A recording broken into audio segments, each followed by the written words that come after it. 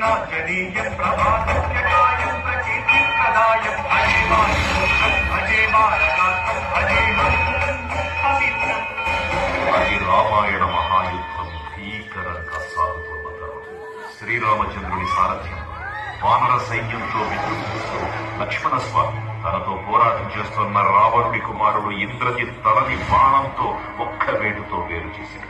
ఇంద్రజిత్ మరణం విన్న రావణుడు ఆవేశంతో ఊగిపోయి ప్రతీకారం కోసం పాతాళ లోకాధిపతి తన సోదరుడు అయినటువంటి మహిరావణుడి సహకారం కోరాడు.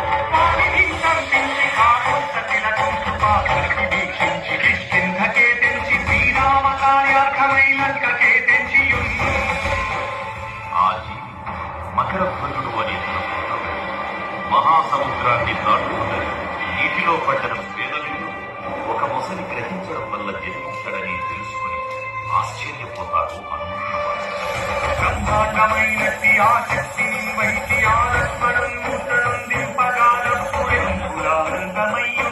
పేడ నుండి భీషణ్ వేడు కన్నోడు కనువచ్చి పట్టాభిషేకంబు చేయించి సీతామహాదేవిని తెచ్చి శ్రీరామునిచ్చి అంతన్నయోధ్యాపురించొచ్చి పట్టాభిషేకంబు సంరంభమయ్యున్నా.